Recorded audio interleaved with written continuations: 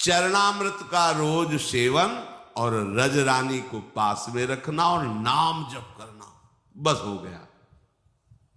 उसी को तो भगवान कह रहे हैं अभ्यास योग युक्तेन। अब नाम जप पर ध्यान देते हैं। चरणामृत तो बाहर से हम ले लिए, पर नाम का विषय स्वीकृति से अंदर से होना चाहिए। नाम कठिन तब तक लगता है जब तक हमें लोभ जागृत नहीं होता, भगवत प्रेम का, भगवत प्राप्ति का, आनंद का, दिव्यता का। अभी तुम बहुत पार्थिव विषयों में बात करो। जिसने कभी भजन किया ना हो तो तुम्हें कहेगा ऐसा। यहां जीवन ही भजन है, यहां आहार ही भजन है। कैसे तुम्हें बताएं, श्वास ही भजन है। भजन की कभी निंदा मत करो, तुम अपनी कमी को देखो। भजन नामामृत है। देखो ना, हरिवंश महाप्रभु पाए राधा नाम का स्वाद तो कह रहे राधा नाम सुधा रसम रसी तुम जिह्वास्तु में विह्वला। तुम्हारी जबान में पित्त बढ़ने के कारण करुआहट है तो तुम्हें मिश्री भी कड़वी लगती है, तो पित्त का समन भी वो मिश्री ही कर देगी, पर नियम से पाते रहो।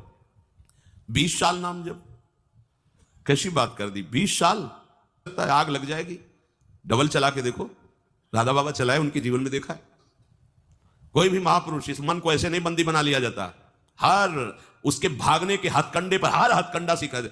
इसीलिए तो गुरु मेहरबान तो चेला पहलवान। यहां दंड बैठक वाली पहलवानी नहीं है, यहां यही पहलवानी, युक्ति से मुक्ति। भाग तो कहां भागेगा, वो मन नहीं लगता। अरे शेर बनो, तुमसे खा के वो तुम्हें दहाड़ रहा है। मन बिल्ली ना बन जाए तो बता रहा, म्याऊं बोलेगा तुम्हारे सामने। तुम्हारे हाथ में डंडा है गुरु का, कृपा प्रसाद नाम मंत्र, फंसा इसको। नाम जप में कोई श्रम नहीं है, बस लोभ जगना चाहिए। नाम का लोभ जग जाए। पूरी पूरी रात एक ही करवट में व्यतीत हो गई है, गूंज रहा है मंत्र। कभी उल्लुओं की आवाज या सिंहार की आवाज रात्रि में भले सुनाई दे, नहीं गंगा किनारे केवल मंत्र गूंज रहा है। अच्छा, आप लोगों को अभ्यास के लिए कोई श्रम नहीं करना। देखो सुबह से लगे हो सत्संग, इसके बाद फिर श्री जी का मंगला वन विहार, 9:30 बजे तक तो आपको फुर्सत ही नहीं। चेतसा नान्यगामिना, समझो भगवान के वचन को। तुम्हारा चित्त कहीं जाए ही ना, ऐसा अभ्यास करो। ऐसा होता है अभ्यास। स्नान करके शरीर की शुद्धि नहीं कि वस्त्र पहनना, बाहर निकल करके वो आपने तो वस्त्र, अच्छा तो वस्त्र, ऐसा थोड़ी कि चित्त देह भाव में ही लगा हुआ है। क्रियाएं हो रही, उनकी शुद्धि नहीं है। नामाकार वृत्ति, भगवदाकार वृत्ति, ये किस जन्म में करोगे, कब करोगे? यही अवसर है। वो तो अवसर मिल गया है, भजन का अवसर। इससे बड़ा कोई लाभ नहीं। अब आप चित्त वृत्ति को कैसे आप बर्बाद करते हैं, जब देखने को मिलता है तो लगता है कैसे बर्बाद करते हैं। ये समय यौवन अवस्था का एकमात्र भगवदाकार वृत्ति के लिए। तुम्हारी नेत्रों की ज्योति चमकनी चाहिए और नासाग्र में दिखनी चाहिए। जब आपकी तरफ नेत्रों को देखे तो लगे हाँ एकाग्र दृष्टि, भगवदाकार दृष्टि है। जैसे उल्लू है ना, दिन में उसको कुछ नहीं दिखाई देता, रात्रि में उसके नेत्र चमकते हैं। ऐसे ही हमारी कुछ दृष्टि है। ज्ञान में हम अंधे हैं और अज्ञान अंधकार में खूब बढ़िया नेत्र काम करते। हाँ वो ऐसा, ये भोग सामग्री, ये अंधकार। अंधकार में उल्लू को बढ़िया दिखाई देता है, लेकिन दिन के प्रकाश में उसको कुछ नहीं दिखाई देता। तो भक्ति का प्रकाश और ज्ञान का प्रकाश हमारे नेत्रों में नहीं समझ में आ रहा, माया का अंधकार हमारे समझ में आ रहा, काम क्रोध लोभ मोह, तभी हमारे उल्लू बना रही माया हमें। नाम रूपी धन, प्रियालाल के रूप का ध्यान, प्रियालाल की सेवा, इससे वंचित किए हुए है। श्री हरि को जिसने आत्मसमर्पण कर दिया उसका सब कुछ सार्थक हो गया। स्वात्मार्पणम स्वसुहृदा परमस्य पुंसः, प्रभु को समर्पित हो जाना। आप लोग कहेंगे मैं प्रभु को समर्पित हूं, कल की चिंता तुम्हें क्यों है, भविष्य की चिंता तुम्हें क्यों है, वर्तमान की चिंता तुम्हें क्यों है, भूत के किए हुए कर्मों की चिंता तुम्हें क्यों है? क्योंकि तुम आत्मसमर्पण नहीं किए हो, इसलिए है। अरे आत्मसमर्पण की वृत्ति में तो आकर देखो, नाच पड़ोगे अभी। ऐसे सच्ची मानना, वही बैठे खेल रहे हैं, आप हो ही नहीं। आप अपने को भ्रम में फांस लिए हो। आपकी सत्ता तब तक अलग है जब तक आप अपने को शरीर मान रहे हैं तक, नहीं तो जो ही ये हटाओगे वहां मुस्कुराते हुए केवल लाल जो है आप है। ब्रह्म नहीं, माया नहीं, नहीं जीव। अगर हम आपको ये ना सुनावे तो आपको लगे क्या बोल रहे हैं। ब्रह्म नहीं, माया नहीं, नहीं जीव, नहीं काल। क्यों?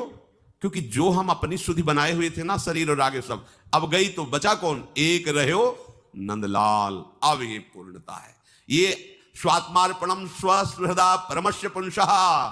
लाली मेरे लाल की जित देखूं तित लाल, और लाली देखकर मैं गई, मैं भी हो गई। ये बात, हाँ ये बात, लाली मेरे लाल की जित देखूं तित लाल, और लाली देखकर मैं गई तो मैं भी हो गई। ये खास बात है, आए ना, मैं भी हो गई। ही में न जान पड़े कान है कि प्राण है, कान भये प्राण में, प्राण भये कान में, ही में न जान पड़े कान। कौन बचा? कौन बचा? लाल, लालजू महाराज। एक रहो, एक प्रभु।